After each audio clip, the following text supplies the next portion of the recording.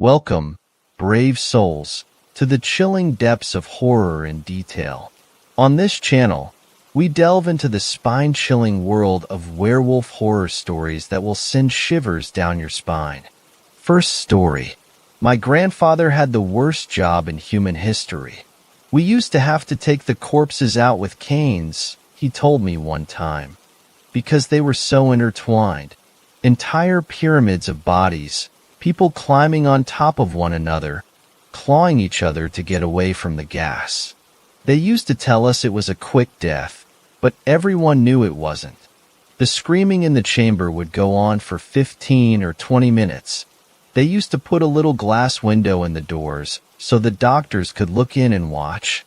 My grandfather, Alexander, had told me about his time in the Sonderkommando, the corpse units of the National Socialist concentration camps. He had been arrested in Poland simply because he had been a leader in his field and an intellectual with a history of supporting Polish nationalism. This had raised red flags, and during a roundup of the intelligentsia, my grandfather had also been arrested and tortured by the Gestapo. They had made him sign something he never got to read, and then he had been moved to the prison and, eventually, to his new job. The day it happened, he said, my friend Bartek and I were on duty. Our job was to lead the people towards the chambers without alerting them or causing a riot. The Sonderkommando all used lines like, "Don't forget where you put your clothes, because you'll need to come back to them," or "Tie your shoes together for convenience to make it easier to find them when you come back." We always emphasized how they would come back after their shower, but I never looked them in the eyes when I said it. He stared out the window for a long moment at this, his mug of coffee steaming in front of him. I knew not to interrupt him. He often talked to me about his experiences. It seemed like he wanted to draw poison out of his memories, and letting him talk seemed to help him do it. So the chamber was packed, as always, he said. 800 people smashed into a tiny area, like sardines. To get the last ones in, the SS would often beat and bludgeon people. The claustrophobia must have been horrifying. The lack of air, the packed chamber like a massive coffin. By the time they slammed the door closed, there wasn't an extra inch of space into the entire chamber. In fact, after they opened the door, their bodies would often still be standing, because there was simply no room for them to fall down. Except for the middle of the chamber, of course. There, people lived longest, and they tried to escape from the gas. We would see infants and small children at the bottom of the human pyramid, smothered and stampeded. The stronger ones would be at the top, having climbed over the bodies of others to try to get some air at the top of the chamber. The gas did have a tendency to fall, depending on the temperature and humidity. When they opened the doors, Bartek and I walked in along with the other Sonderkommando. We used long canes to pull the bodies apart.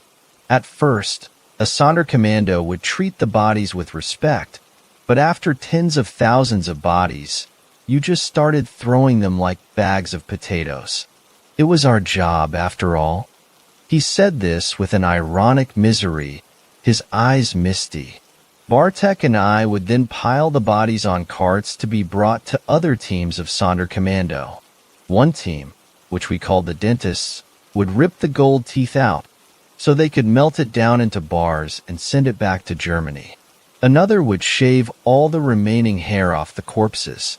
They had shaved them when they first got there, but any remainder would make the crematoria reek of burning hair.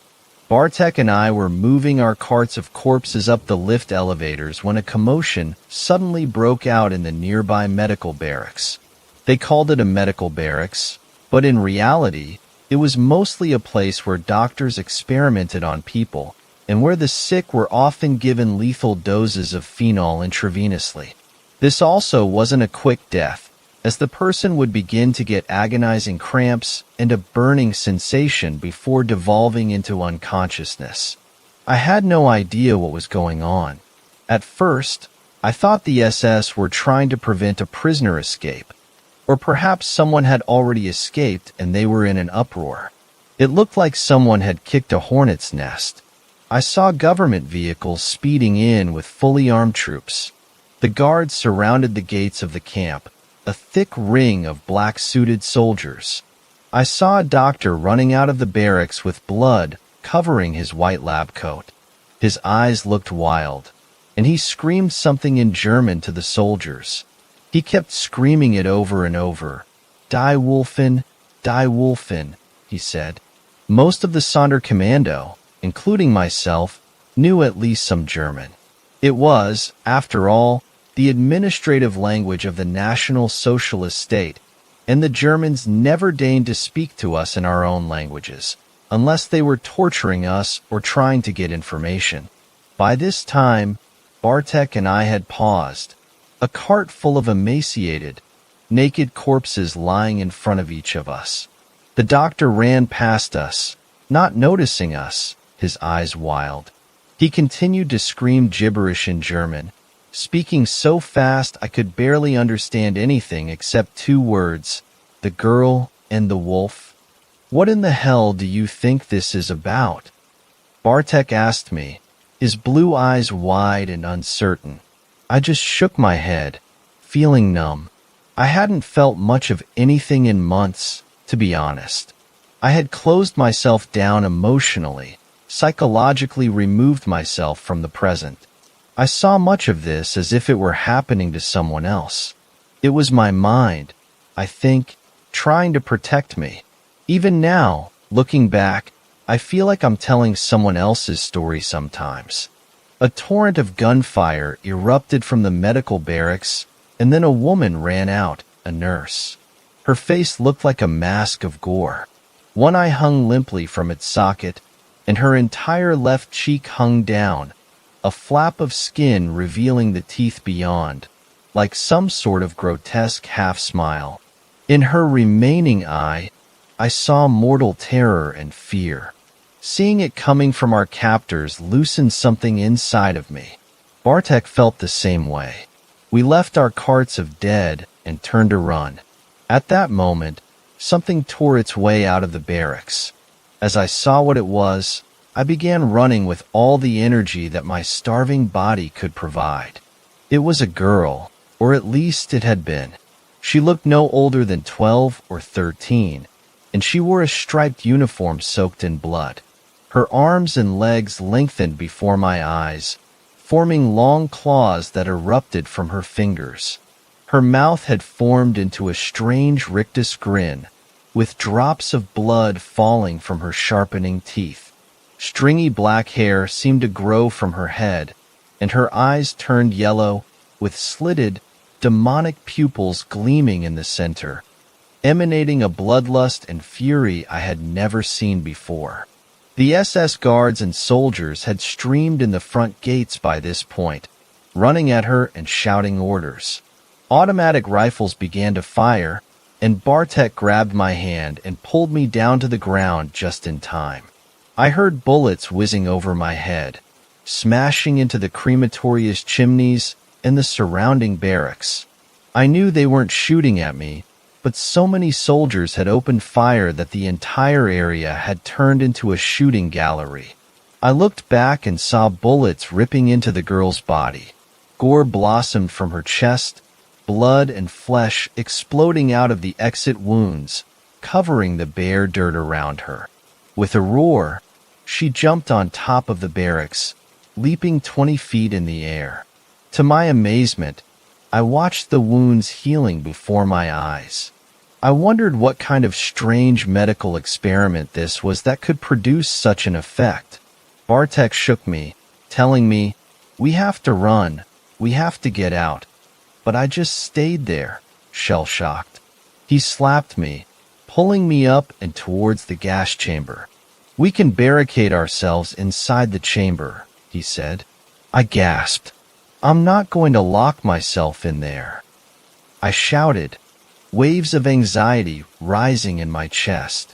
I had images of the door slamming closed and Zyklon being poured through the vents. I shuddered, but we kept running towards it, not knowing where else to go.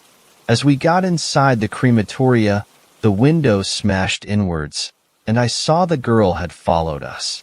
She had completely transformed by this point. Her skin looked yellow and papery against her long, wolfish frame. Tatters of the blood-stained uniform still clung to her body. I saw no marks from where the bullets had struck her. She ran forwards at us, lashing out with a clawed hand. Bartek pushed me just in time, and I fell, the claw missing my face by a fraction of an inch. I began to crawl away, looking back as Bartek began to cry out in terror. I looked and saw him backing away from her, his hands raised, pleading. "I don't want to die. I don't want to die," he kept saying. In a blur, she leaped forward, ripping at his throat, the bloody rictus grin still plastered across her face. A torrent of blood rushed out from the gaping wound, soaking the front of his body. She opened her mouth wide and drank the spouting arterial stream, sucking at it as she held up his body with her clawed hands. When she was done, she threw it aside and looked down at me. I had begun to rise, to jump up and begin to run when she tackled me from behind. I felt a searing pain in my back as her claw connected, leaving deep gouges. I felt something sticky and warm flowing down my back, soaking into the rips in my uniform. At that moment, a dozen SS men ran in the front door and began shooting. I was on the floor after she clawed me, which turned out to be lucky, as the bullets went over me, hissing and spitting blood. I turned my head at the last moment to see the girl galloping away from me on all fours, her freakishly long arms giving her a loping stride. She jumped back through the shattered window she had come in. The SS men all ran out after her, and I found myself alone with Bartek's body.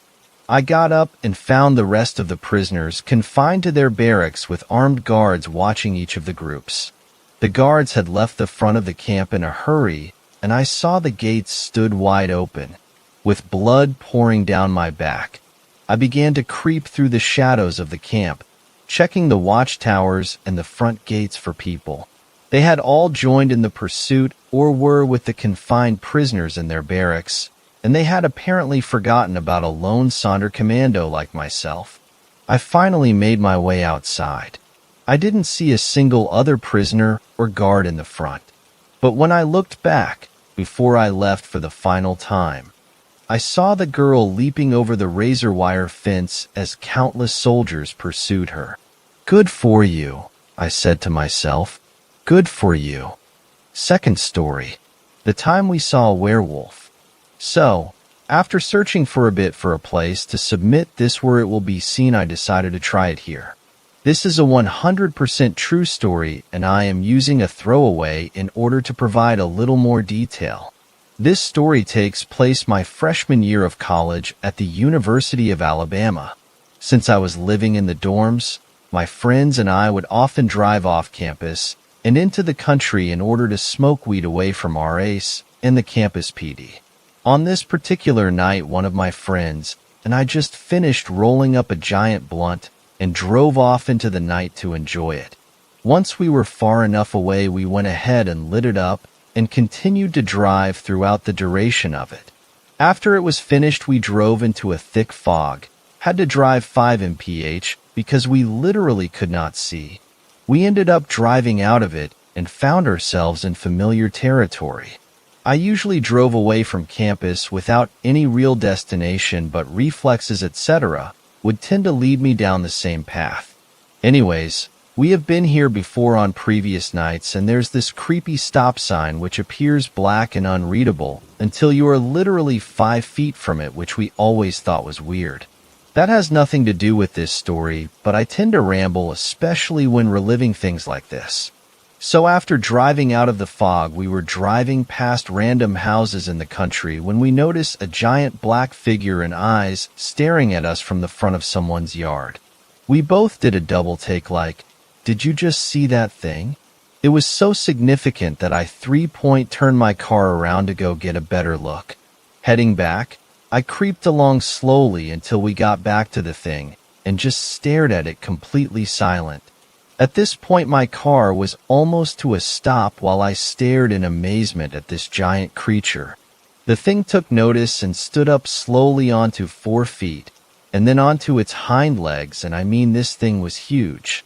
If I were to guess, I would say at least 7 to 8 feet tall. After a couple seconds, it tears off towards us running like a cheetah, basically launching itself through the air with its front legs. When I see this, I slam on the gas and start to take off, but the creature reaches the side of my car before I can accelerate fast enough to lose it. It's now on the passenger side of my car, running along with us and staring at my friend through the open window. He's pushing me against the driver's side door in order to give himself distance away from this monster. Judging by the size of my car, and that this thing head was literally staring at us through the window, I would say that it stood 4 to 5 feet tall on 4 legs and had a giant head with huge fangs, easily capable of ripping off an arm or one of us out of the car. Eventually, with my foot all the way on the gas while staring at this beast in horror and amazement, we gain enough speed to start pulling away from it, 30 to 40 miles per hour I would guess, and the beast tears off into the woods. We both just sit in silence until we gather ourselves and recount what we saw in order to make sure we both saw the same amazing thing. Some of you may criticize this story since we were both high, but this was an everyday occurrence, and we both saw the same terrifying thing. After analyzing other more likely creatures, I came across this picture of a hairless bear, which honestly does look a lot like what we saw. So who knows? Third story. I saw a goddamn werewolf. That shit was terrifying. Or I think I did.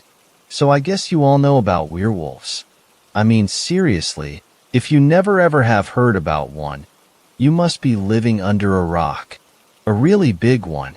I need to confess you guys what I saw because this is crazy. I don't even know if what I saw was real or my imagination, but was it creepy? So me and my wife both agreed to go on a holiday to Romania. We are both from England, and I wanted to know how the country that beat us 4-2 in the U21 European football looked like. She did some Googling and found out Cluj-Napoca would be nice, since we didn't want to go to the capital because she thought it was so cliché. I didn't really care that much. So we left on May 24th, and we were both really happy. We got on the plane, and we left to Romania. Yay. On our way there, nothing special happened except I'm frightened by planes because I'm scared of heights. I know, sometimes I can be a pussy, but I'm just not that plane guy. So it took us 4 hours to get there, and we arrived at the Avramyanko airport. All nice and good. I helped my wife take the luggage, and we went searching for a motel or something. We took an Uber, and we went to the west of the city as there were cheaper motels from what I heard from the locals. City was great.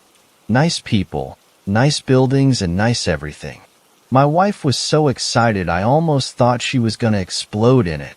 We didn't know Romanian, but we hoped they would know English. Heh. We arrived at the motel, and to be honest, it was pretty shitty, but at least I had a pillow to put my head on, and it was actually very cheap. So, it worked for us. We went to this history museum, but I don't think you guys care about that. So, one night, I think it was 4 a.m., I just woke up randomly. I don't know why till this day, but I know I just couldn't get myself to sleep again. I said bloody hell and just go outside, take a cig. I saw there was a guy at a vending machine and went to him, maybe chat a little. I figured he probably wouldn't know English, but went for it anyways. Hey, what's up? I looked at him. He was wearing a white hoodie and a cap. I'm gonna be honest, I thought he was some drug dealer or something, but I wanted to talk to someone, and my wife doesn't like it when I wake her up. Hello, I'm good. How about you? He told me as he got his fresh and cold Pepsi from the vending machine. I was surprised he knew English. Most of the people we've come across had a hard time understanding us. Guess these folks from Romania don't speak very good English. Anyways, maybe it's just because we only talk to grown-up men, not with some random teenagers. And this guy looked like 40 plus, so it was nice seeing him. He knows how to talk. Oh, finally. I thought nobody knows how to speak properly in this city, haha. I glanced at his Pepsi. Well, you were probably talking to some old motherfuckers, man. What are you doing up this late? He asked me. Nothing. Just thought I can get some fresh air. I took some money from my pocket and got myself a Pepsi 2 from that vending. Where are you from? He asked me with a grin on his face. I'm from London, mate. I'm on holiday here. I didn't tell him I was with my wife or something. Guy was friendly, but didn't look like he was friendly. Oh, London. London. I know. I've been there with work. Anyways, gotta go. He told me as he rushed into an alley. Figured he was some kind of a hobo. I stood there drinking my Pepsi when I heard a loud growl from the alley. I shook. That was no dog growl. It was so loud I think everybody heard it. That hobo couldn't growl like that. I thought to myself, what was he doing? I heard a scream and I knew shit went off. At first I didn't know what to do. I was scared. What that could be? A bear? A wolf? A lion? A tiger? What the fuck? So I said fuck it and went to the alley. What I saw wasn't human, neither animal. It was some kind of a creature, big and muscular. It had his hand in the dumpster, and it was so dark I didn't see the guy, but I figured that thing must have killed him. It ran away on all fours at supernatural speed. I sat there like an idiot trying to convince myself it wasn't real. It's a hallucination, or it's a dream. I went into the alley, I know. Stupid idea, and I got my phone out. I put on the flashlight and looked into the dumpster. It smelt really, really bad. What I saw will haunt me forever and ever. It was the hobo's head, with claw marks on it. Fourth story. Don't go to sleep when there is a full moon. My older stepbrother always made fun of me for being scared of the dark and being scared of his room. He did not understand what happened to me and thought I was a liar. Because I was so scared, Ray, my brother, thought it would be funny to scare me with stories and tales of where we lived. I was always frightened growing up because of him. Ray told me a story of how his friend went asleep during a full moon and all of his fingers ended up being cut off. I was scared for months. He told me all sorts of creepy things happened on nights with a full moon. Even with my brother trying to scare me, I loved my house. I had a huge backyard. It is about the size of a football field in a suburb neighborhood. In my backyard, there is a huge wooden playground with a tree house, swings, and a slide. There is a garden, a grove of citrus trees, a trampoline, a shed, and a big concrete wall that separates my backyard from a horse trail. Every day horses and their riders would come by on the trail. My younger brother, Ryan, and I loved to watch the horses. When I turned 5, I began kindergarten. In kindergarten I met my, still to this day, best friend Brenna. She and I did everything together. We spent a lot of time in my backyard on the trampoline. One night, we decided to have a sleepover. It was summer and the air was very hot. We lived in a very safe neighborhood in California, and so Brenna and I decided to sleep on the trampoline. We wanted to stay away from my stepmother as much as possible. We had the light of the full moon to help us see, and we decided we were going to stay up late. At about 11:59 p.m., Brenna and I heard the sound of hooves beating down the trail. I had never heard or seen horses and their riders out this late at night, and so we climbed up high into the treehouse to watch the horse and its rider ride by. We sat in the tree and waited for them to appear. When they finally did, it was the creepiest thing. There was no rider. The horse, as we call it, had a human body, but had a huge horse head. The head was big and brown, with dark black eyes and long black hair. The horse was about 12 feet tall. We knew this because my wall is 10 feet and the horse towered over it. Where hands and feet should have been, there were hooves. I freaked out. I grabbed Brenna and ducked down so that the thing could not see us. I knew I was not imagining anything because Brenna saw it as well. When the horse became level with the treehouse, it stopped. It turned its head slowly and its eyes flashed green. Then it was gone. At first I thought it was my brother playing tricks on me. Since he had talked about full moons so much, I figured he was trying to scare my friend and me. That was not the case. This horse thing disappeared into thin air. Poof, it was gone. Plus my 8-year-old brother was not 12 feet tall by any means. Brenna and I, trying to be brave, ran out of the gate on the other side of the backyard, around the front of the house, and to one of the entrances to the horse trail. We ran down the horse trail to where we saw the horse disappear. There were hoof prints, but we were not experts and could not tell if they were old or new. We looked around and kept walking until we came to the place in the horse trail where one of the cement walls ended and a chain-link fence started. Behind the chain-linked fence were a bunch of goats. The goats were acting very spooked. They were bucking and running away from the fence. Then they started bleeding. Brenna and me booked it back down the horse trail until we came to the place the horse vanished. Laying on the ground was a gold ring with a glowing green gem in the middle. Brenna and I decided to keep it. That was a mistake. I would write more about this ring now, but every time I have begun to write it in here, my computer suddenly logs me out. This has happened 3 times already. I get it halfway written and my computer logs out and I have to start again. I am going to write it in a Word document and paste it here tomorrow. Hopefully my fellow Redditors can help me figure out why I seem to attract these weird things. Asterisk, asterisk, asterisk, asterisk. Update. Brenna decided to take the ring home. It was small, made of what 2 6-year-olds thought was gold, and an emerald maybe. Brenna thought it belonged to a rich person and wanted reward money for it. I told her to take it. 2 weeks later, Brenna decided to wear the ring to school. A girl named Stephanie really wanted the ring. She stole it from Brenna's lunchbox. Brenna found it and ripped it off of Stephanie's finger and told her, "For stealing my ring, you should be trapped under the stage and never let out." Our stage did not have an under that you could get to, so we both looked at her like she was crazy. Being 6, we all got over it by the end of the day. The next day, Stephanie could not be found.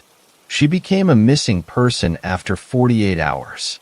I blamed Brenna and told her to tell the cops what she said. Again, being 6, what did I know? Brenna actually went and told the police that Stephanie was trapped under the stage forever. The police shooed her away and our teacher pulled her color for the lie. Stephanie was never found.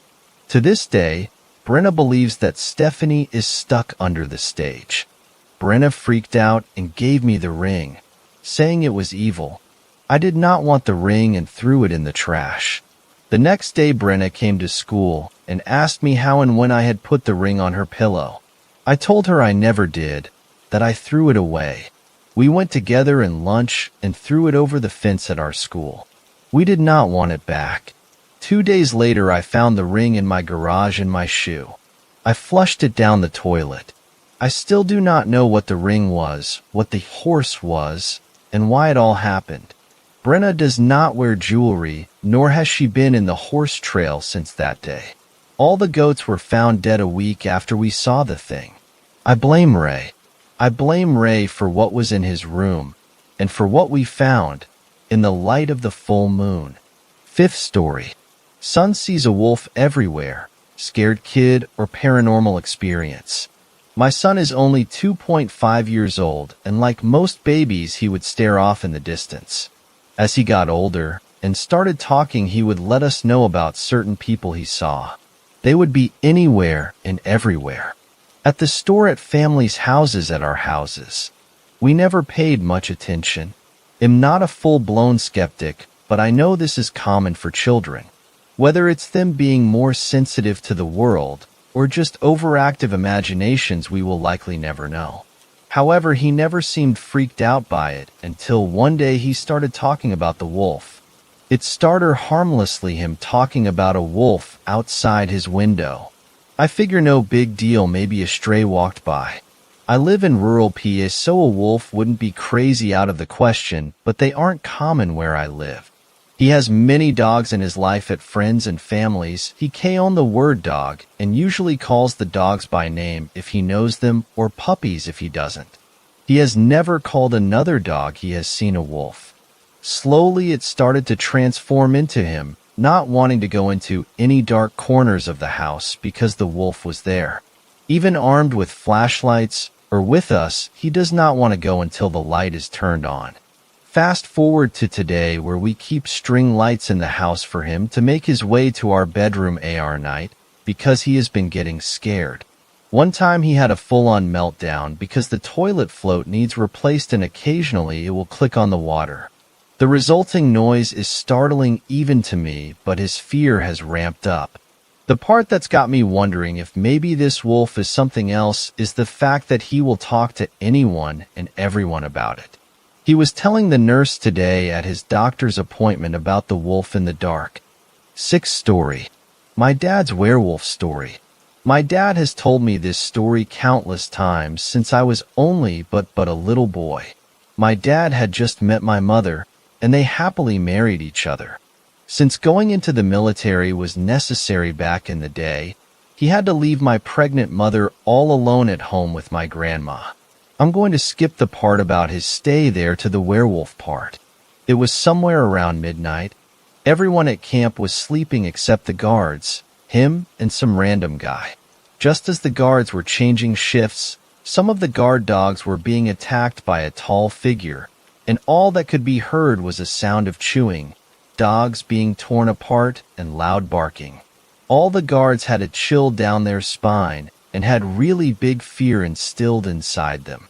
They were all too afraid to check what is going on, so they were all hiding, waiting for the end to what was currently going on. After the apparent turn of events, the guards went to check what might have happened. They were shocked once they had found 2 of the dogs, torn apart, eaten, and the whole place being a mess of organs and torn off dog skin. One of the guards had vomited and started crying. The other was gazing at the scene, while fear tearing him from the inside. He tried keeping his cool and went on to comfort the other guard. The other dogs were visibly scared and were all covered in blood, but one of them seemed to have bit the werewolf and had blood on its mouth. However, no one knew that it didn't bite a dog, but something else. Something much bigger. After what had happened, everyone was alerted about the situation and were told their camp will be moving to another one in approximately 2 or 3 days. Everyone was afraid, and a lot of the soldiers were scared of the recent event. At one point, my dad had to be a guard, so he was doing his shift. He was obviously very afraid and didn't want to do this, but he still did it 'cause he had to. This time everyone was wary about the 2 half-eaten dog corpses, and everyone thought that one of the dogs, the pit bull, went berserk since it wasn't fed much, had gone on to eat the other dogs, while some thought other dumb ideas like the rake eating them. However, that wasn't the case. It was put down and almost everyone thought everything was fine. While he was guarding around, the same thing as last night was going on, but this time he ran there. As he had an AK-47, he wasn't afraid to attack it. By the time he was there, the figure was standing tall where the guard dogs were kept and were eating away. My dad froze in fear and didn't move, while the furry, tall figure with its snout and mouth covered in blood had turned its head around and stared at him with its glowing, hollow eyes. After that, it seemingly had jumped about 20 feet away, then ran away. After that, it was never seen again. Everyone at camp was shocked, and they had to move their camp from its current location to one whole 2 towns away. The only reason this hasn't spread out and the media hasn't caught on it was because our country is very poor, so it made sense for there to be no cameras. The story may sound fake, but my dad had explained it in such vivid detail that I just can't help but think it's real. Hope this was worth sharing. 7th story. There's a werewolf in my town. I didn't believe in it until recently. I think the sightings first started up about 10 years ago. That's the same time my family moved to this town. I was only 12 at the time. Since then, many have claimed to have seen some sort of wolf or hyena-like animal running around. Supposedly, it roams the forest right next to our neighborhood at night. I went around and interviewed the eyewitnesses. Every description was the same. They said it has thick brown fur and bright blue eyes. It also has the ability to stand on its hind legs and is about my height when fully upright. These sightings are common enough that even the law enforcement officers believe in this werewolf. They say there are no officially recorded wolves or mountain lions or any other similar animals in this area that could explain the sightings. They've also tried to catch it more than once, but it clearly has human-level intelligence, since it has always been able to evade them. And no one knows where it goes during the day. The sightings just seem to get more and more common as the years flew by, to the point where even my parents had claimed to see it once or twice. My mother says she saw it running across a road while driving home from work late at night, while my father said he saw it creeping around our front yard, before leaping over the fence and running back into the woods where it lurks. Everyone in this town claims to have seen this werewolf at some point, except for me.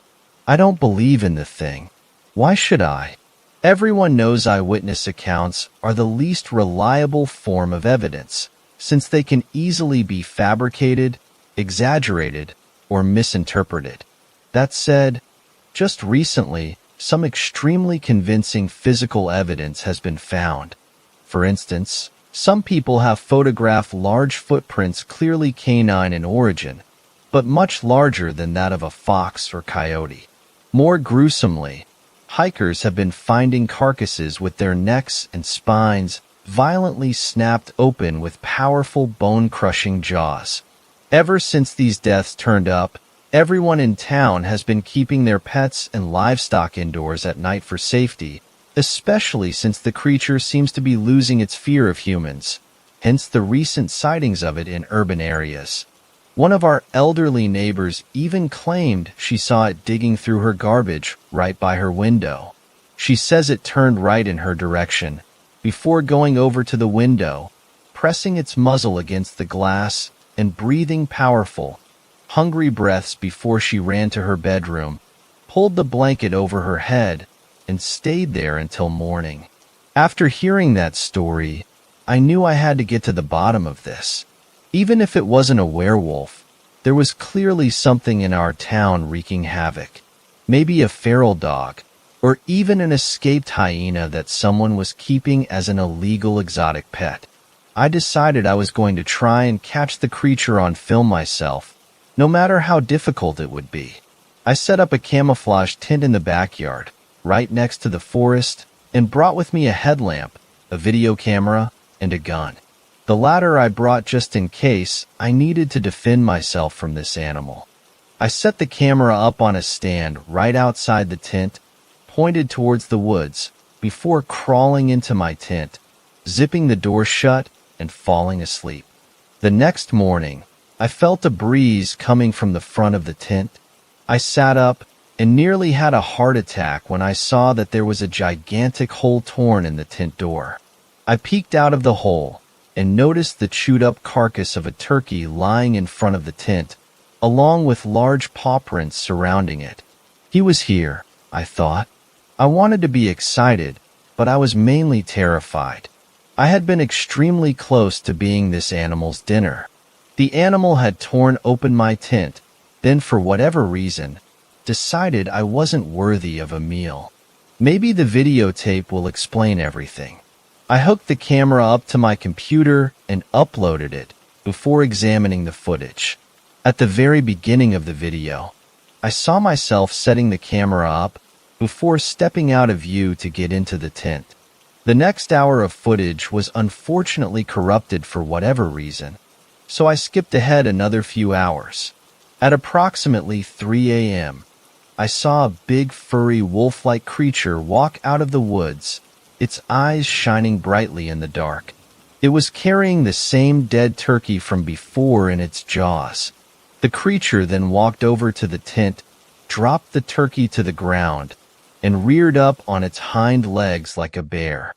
I felt chills run through my skeleton as the animal leaned forward and disappeared completely from the camera.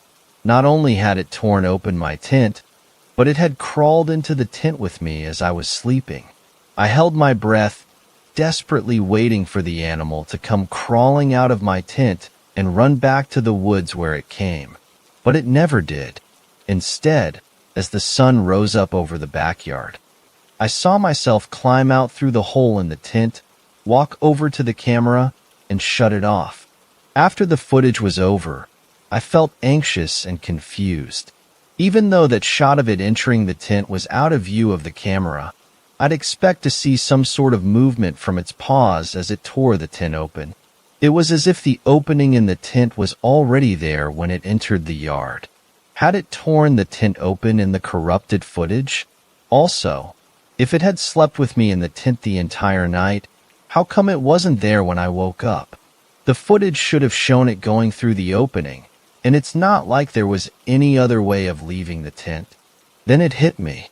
I suddenly remembered all those mornings where I would wake up with dirty hands and feet for no explainable reason, and those mornings where my breath would smell worse than usual, as if I had devoured a whole bunch of rotting meat as a midnight snack.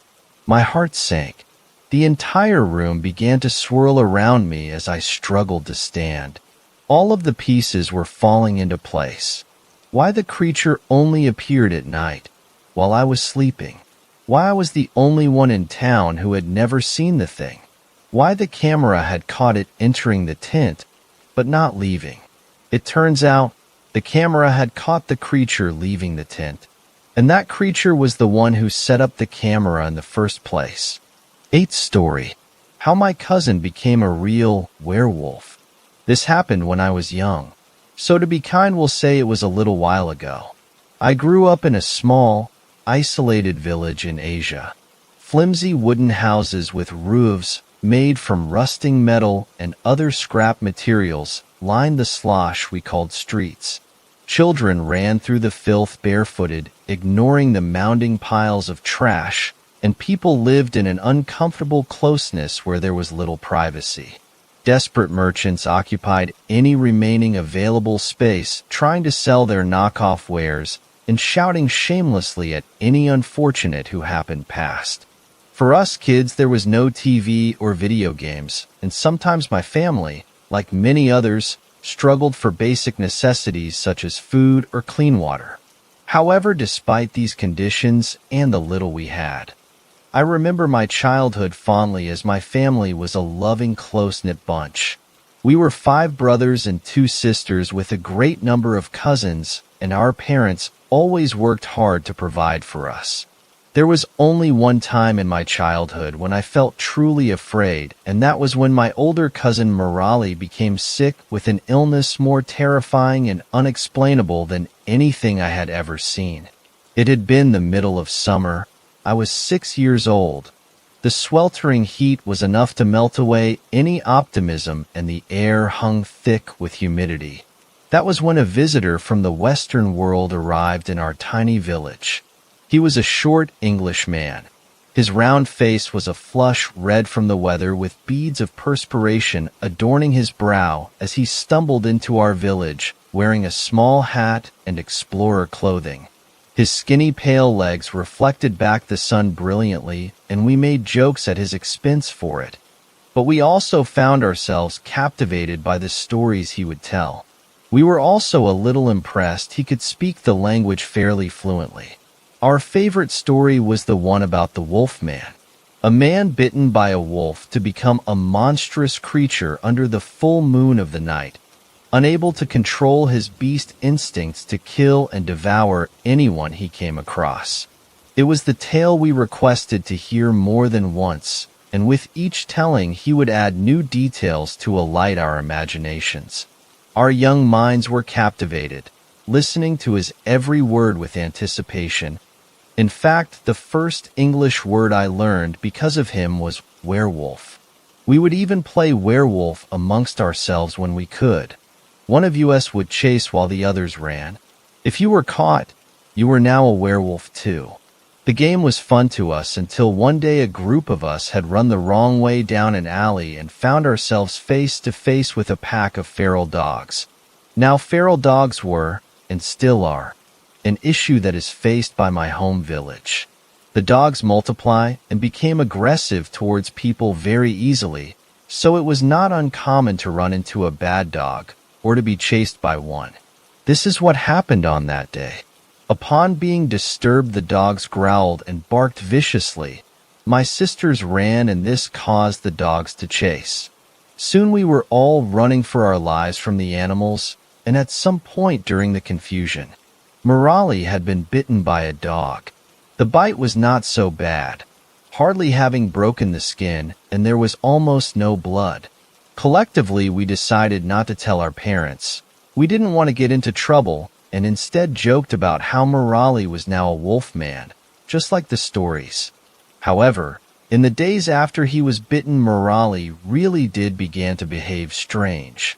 He became restless, unable to sit still. He was very agitated and would move about constantly. His movements were not with any purpose or direction, but he started to tell us that he was changing, that he could feel the change. This, of course, scared us. In hushed tones, we discussed what we were going to do now that he was a werewolf. In the Englishman's stories, the beast had been put down with silver, but we had none. Days passed as he began to change more. He refused food and water, even going as far as to spit it back up violently. Drool dribbled from the corner of his mouth and down his chin. We reasoned that he was now only hungry for flesh and thirsty for blood. It was at this point that we finally confessed to our parents what had happened, though I am certain they already knew something was wrong before that. We had hoped they would know what to do, but after telling them, none of us were allowed to see Morali. We were told this was because his transformation was nearly complete, that he had become aggressive and dangerous. Often standing on all fours, he would growl and snap at anyone who came near. Thick saliva ran down his chin in an animalistic fashion, and by the end, the week he seemed to us to be truly an animal. My brothers, sisters, and I were all afraid of him. We thought he was sure to change into a wolf any day, and none of them wanted to see him anymore, but I was curious. Curiosity burned in me, and I wanted to know if the story was true, if he was really going to turn into a werewolf. So I begged my parents to see him. They looked nervous, but eventually agreed to let me go if I took my older brother with me. My older brother agreed, and together we went to see Morali. The memory of seeing him that day is something I will never forget.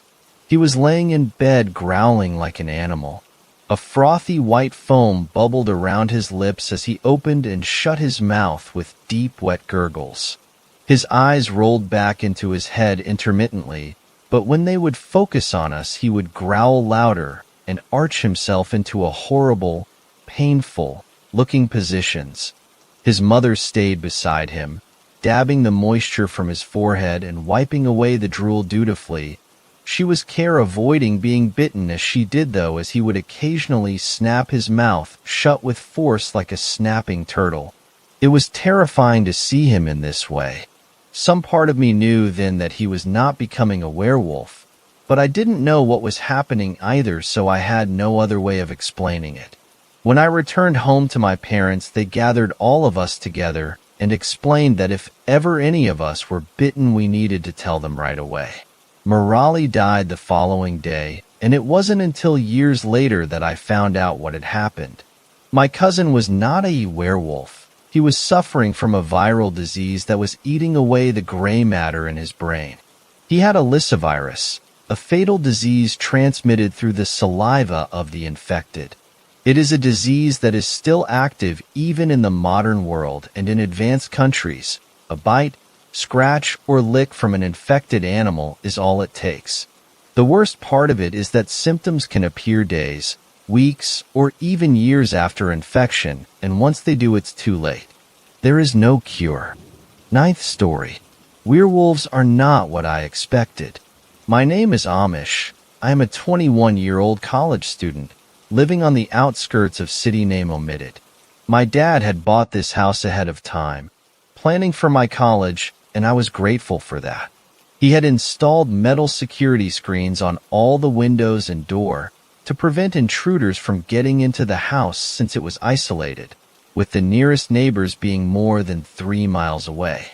There was a woods-like area, less than 100 meters from my house, and I often visited it with some of my college's friends. We started campfires, got stoned, and just chilled in the woods. We never encountered any wild animals, except maybe a wild dog or a monkey here or there, but nothing too threatening. Yesterday, my friends came over. It was my birthday. We got drunk, danced, ordered a shit ton of pizzas, and enjoyed ourselves. After the majority of my friends had left, and only my best friends remained, we decided that it'd be best if they slept over. At 1 a.m., we decided to go into the woods, start a campfire, and enjoy beer while playing Spin the Bottle and giving each other dares. We started off with stupid dares like DMINGXs and posting weird tweets, and since none of us were of the imaginative kind, we were having a really good time fooling around. Eventually, my friend Mike dared me to go into the woods and click a picture on the far end of the woods. I wasn't in the mood to get bit by a wild insect or to get chased by a wild dog and couldn't even think straight. So I asked Mike to give me some other dare and stop being silly. They all chuckled and imitated a chicken. "You aren't so tough after all, big guy, are you?" said Katie in between snickers. I was frustrated. "Screw you guys," I whispered under my breath before getting up and walking into the woods. I had my phone on me, so I used its flashlight to navigate through the forest. While I was in the middle of the woods, surrounded by trees and bushes, I noticed motion in my peripheral vision. I looked straight towards the bush through which I noticed the movement and started walking towards it. I could not see a thing. As soon as I walked into the bush, I heard a low growl and the sounds of quick, heavy footsteps. I walked through the bushes but found nothing/no one. "Yeah, super funny, guys." I looked around and exclaimed in the darkness. Now that I look back at it, doing this while drunk wasn't the best idea, to be honest, since I would have grabbed the attention of all the creatures nearby. I dismissed it as a wild puppy or a bunny or something and continued walking deeper into the woods. I arrived at the end of woods and turned off my phone's flashlight, then took a selfie. I quickly snapped a few more photos before starting back to the campfire. It was 2:30 a.m. by now, and I was more than halfway through to my friends.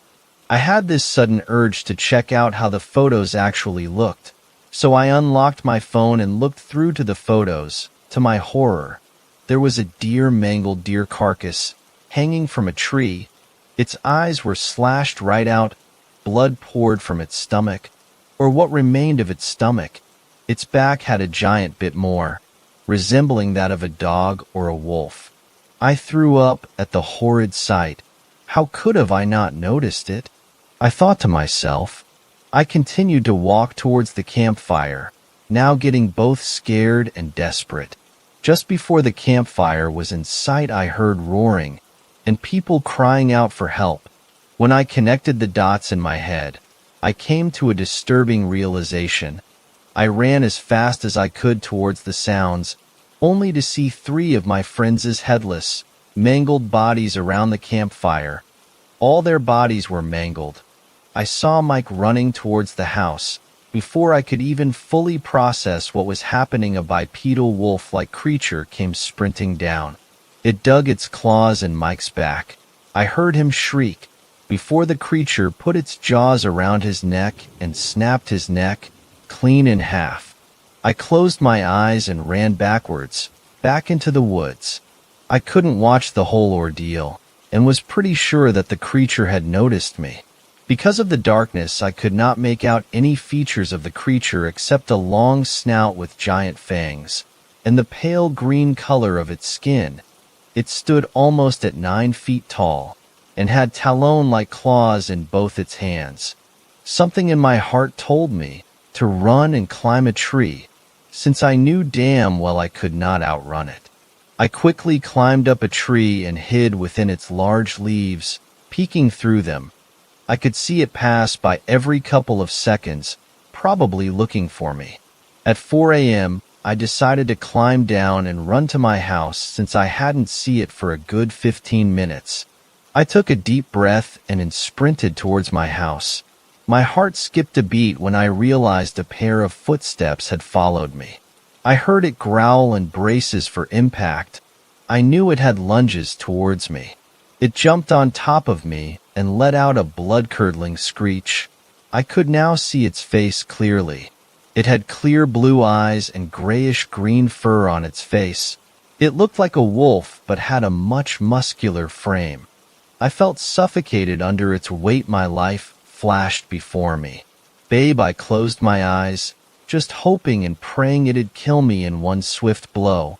But then it got off me and roared. I stood up quickly to see another werewolf, charging towards the clear blue-eyed one. This other werewolf has glowing red eyes and white fur. It looked taller than the one trying to attack me, but was definitely lighter. They locked claw and bit down on each other. A purple liquid, what I assumed to be their blood, splattered everywhere. Their collision gave me enough time to run to my house. As soon as I entered, I noticed that the house was in ruins. The metal screens were broken and blood was smeared on the walls. I immediately dialed up the cops, but realized that I had no connectivity. It was weird since there was a mobile tower just next to my house. Peeked through the window to see both the beasts were purposely damaging the mobile tower with their brute strength. They were a lot more intelligent than I initially thought. The white one looked towards me as it almost gave me a smirk. I escaped my house, laid low, and am currently in a small makeshift hut. Typing this out, the internet connectivity is almost non-existent, so I don't even know if this message will reach out to you or not. I will keep updating you guys. If I am alive, unfortunately my phone is going to die on me in a few minutes. I can hear their howls in the distance. 10th story. I'm a werewolf, and I'm afraid of my human girlfriend. I think I wanted it at first. Being a werewolf was such a chaotic, wild experience. Constantly hanging on the edge of control, staring into the chasm of instinct and impulse, seeing how long I could teeter on the border of sanity. Melissa represented caution, discipline, and control. It had been like a sigh of relief, a release from responsibility, to be on a metaphorical leash. She grounded me, policed me, made sure I kept my nose clean. It started out self-imposed. I chose to stay in for the nights, chose to stay human. I couldn't let her find out about my condition. And on top of that, she was the perfect excuse to get me out of the weekly, if not nightly, hunts my pack always dragged me along for. After a while, though, I'm not exactly sure when, it stopped being self-imposed. After holding back from my carnal nature for a period of time, I began to crave it, but every time I decided to leave, my heart would start pounding. I'd start looking over my shoulder as I got ready, feeling guilty and, for some reason, apprehensive. These feelings strong enough to dissuade me from leaving. I remember the first time I saw Melissa standing in the threshold between the dining room and the kitchen. Her hands on her hips, her eyes dull and calculating. My hand was on the doorknob, and she regarded me, frozen in that position, like an alpha would a pup who'd taken more than his fair share of a kill. "Where are you going?" she asked. I swallowed, my mind searching for an explanation. I couldn't tell her I was a werewolf going to run with the pack. You're not leaving for the night, are you?" she said as her head leaned to one side critically. It was a question, But it wasn't a question. I turned my head aside, my heart beating heavily in my chest. For a moment, indignation rose in me. I was a werewolf, a terrifying beast of the night. How dare that mere human instill such fear in me? My eyes happened to glance out the window, and I saw the empty trash bin still sitting down at the end of the driveway. Relief flooded through me, and before I could think about what I was saying, I spoke. Of course not. I just happened to see the trash cans out there. Forgot to bring them in earlier, so I figured I'd run out and grab them now. At that, Melissa's thin line of a mouth curled into a smile, and she nodded. My quest for the trash cans had been approved.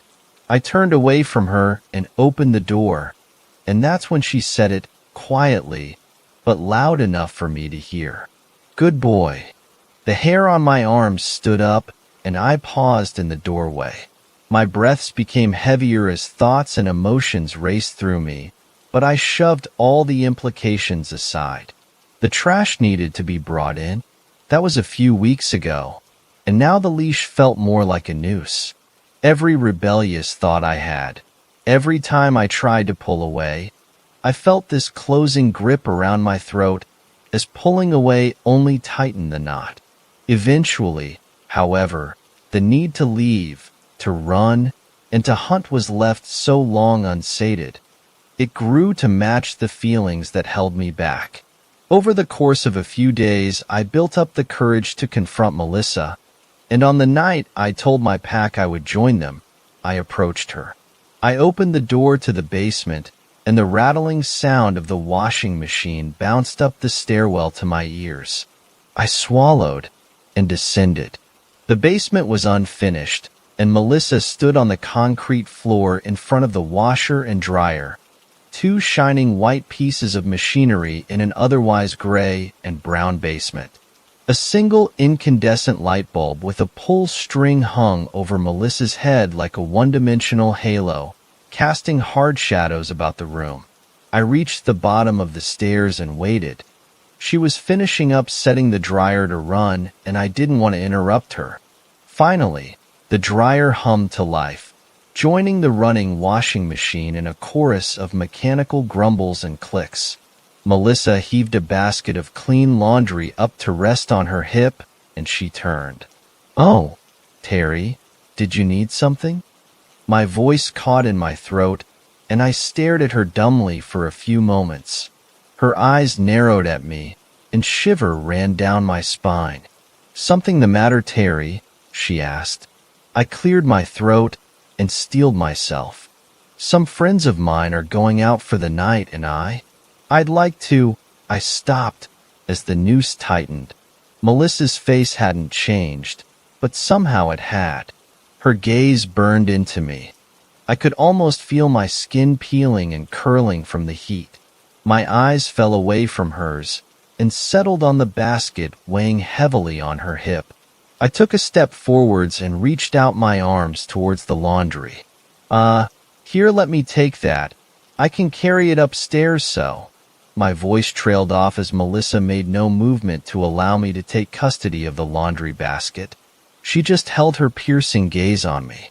"Some friends of yours are going out for the night, and you'd like to?" she echoed, using my exact tone until she curled the end of it into a question. My head dipped submissively, but I pressed on. "I'd like to," I swallowed and furrowed my brow. No, my words would not be a question or a request. I raised my head to meet her gaze. "I'm going to head out with Ash. And you're telling me this at 9:30 at night?" she asked sharply. My gut twisted. Well, I didn't mean to wait so long. Time got away from me. "Here, let me take that laundry basket. I didn't think we had anything planned for this evening, so I didn't think about mentioning it until now," I rattled off as I reached again for the basket hanging on her hip. Again, she made no move to hand it to me. "Upstairs," she stated, her voice terrifyingly devoid of emotion. My entire body tensed up. I didn't move. Melissa stepped around me and started up the stairs, her footstep heavy with the weight of the laundry she lugged along. I listened to her ascend, but heard her stop at the top of the stairs. The floor creaked as she turned to regard me. Come? My feet moved without thinking. My head stayed down. I traipsed up the stairs behind her and followed her as she walked into the living room and sat down on the couch. She set the basket down in front of her and then patted the seat beside her. I moved to it and sat. Help me fold this laundry. Since you've been staying here, I've got double the amount I usually do. After this, I've got 2 more loads coming through, she told me. My voice came out quietly. Last time I tried to help, you told me. I was folding things the wrong way. And now you know the right way, she stated cheerfully. I felt a heat begin to rise in my chest. You just want me to help so I can't go out. Silence hung in the room like a fog. Melissa said nothing, so I stood up. Down, she ordered. My body almost listened instinctively, and that made me angry. I let out a snarl and faced her, my heart pounding in my chest. You do not order me around like that. I will tolerate it no longer. Melissa turned her icy cold glare to me, and it took everything I had not to falter. I said, down, she repeated. My lips peeled back in furious grimace, baring my teeth. Who do you think you are? Melissa's lip twitched, and then her mouth creased into a frown. Don't push it, she warned me. I laughed, incredulous. Don't push it? You've been pushing me around for weeks. I'm going out tonight, whether you like it or not. I stormed off towards the front door. Terry, stay, Melissa barked. I felt compulsion grip my chest, but it only infuriated me more. Something in me snapped, and a burning sensation spread through my entire body. I was going to change. I couldn't stop it, and I was fine with that. I hunched over as my bones and muscles twisted and snapped and grew. I felt my face stretch into a pointed snout, and hair crawled through every inch of my skin. My teeth grew, my canines sharpened, my clothes ripped and parted into shreds. I let out a deep guttural growl and spun to face Melissa. I would see fear in her eyes. I would see in her the same apprehension she instilled in me. I reveled in the thought of her shrinking away, terrified of my true form, but the woman was doing no such thing. Slowly she rose and stepped away from the couch, regarding me with something like disappointment and perhaps a bit of pity.